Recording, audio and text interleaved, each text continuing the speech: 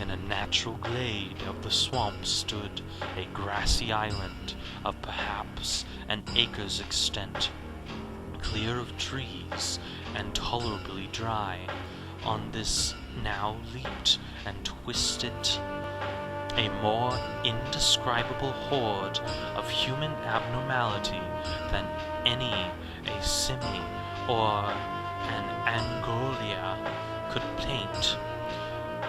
Void of clothing, this hybrid spawn were braying, bellowing, and writhing about a monstrous ring-shaped bonfire, in the center of which, revealed by occasional rifts in this curtain of flame, stood a great granite monolith, some 8 feet in height, on top of which, encourageous in its diminutiveness, rested the noxious carven statue. From a wide circle of 10 scaffolds, set up at regular intervals, with the flame-girt monolith as the center hung, head downward, the oddly marred bodies of the helpless squatters who had disappeared earlier. It was inside this circle that the ring of worshippers jumped and roared. The general direction of the mass motion began from left to right, an endless bacchanal between the ring of bodies and the ring of fire.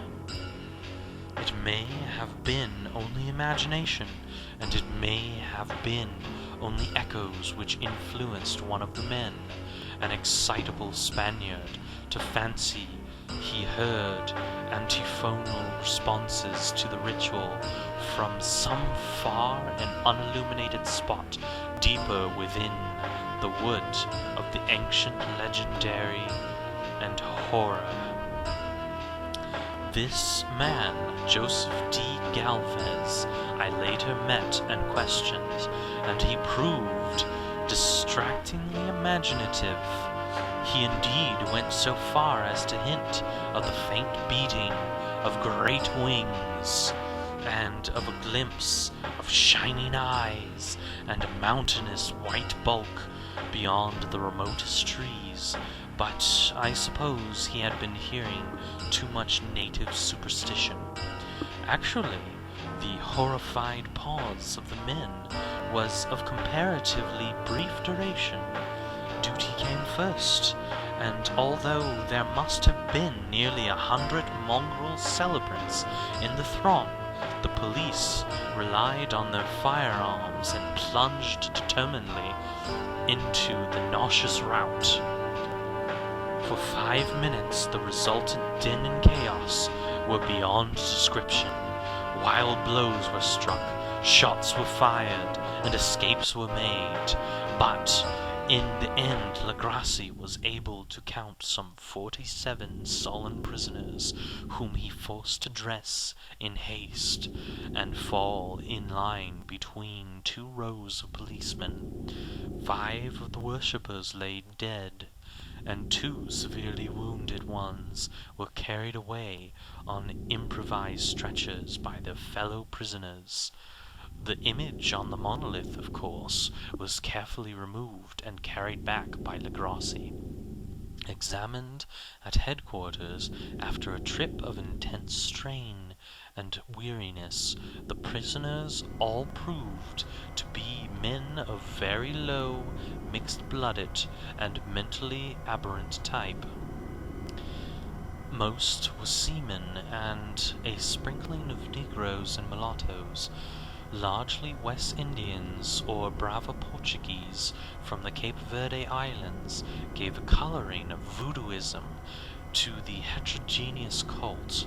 But before many questions were asked, it became manifest that something far deeper and older than Negro fetishism was involved.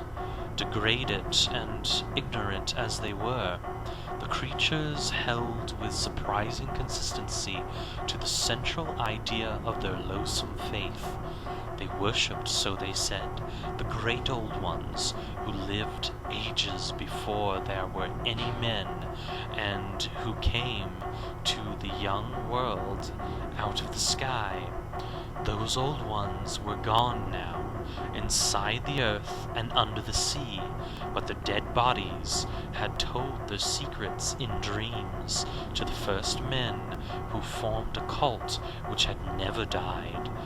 This was that cult, and the prisoners said it had always existed and always would exist, hidden in the distant wastes and dark places all over the world, until the time when the great priest Cthulhu, from his dark house in the mighty city of Raleigh under the waters, should rise and bring the earth again beneath his sway. Someday he would call when the stars were ready, and the secret cult would always be waiting to liberate him. Meanwhile, no more must be told. There was a secret even the tortured could not extract. Mankind was not absolutely alone among the conscious things of the earth, for shapes came out of the dark to visit the faithful few, but these were not the great old ones. No man had ever seen the great old ones. The carven idol was great Cthulhu, but none might say whether or not the others were precisely like him. No one could read the old writing now, but things were told by word of mouth. The ritual chanting was not the secret. That was never spoken aloud, only whispered. The chant meant this only: in his house at Raleigh, dead Cthulhu waits dreaming. Only 2 of the prisoners were found sane enough to be hanged, and the rest were committed to various institutions, all denied a part in the ritual murders, and averred that the killing had been done by black-winged ones, which had come to them from their immemorable meeting place in the haunted wood. But of those mysterious allies, no coherent account could ever be gained.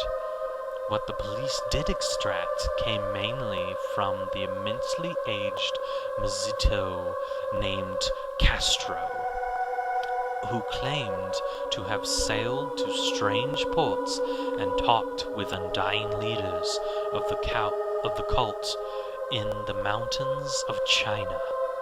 Old Castro remembered bits of hideous legend that paled the speculations of theosophists and made man and the world seem recent and transient indeed.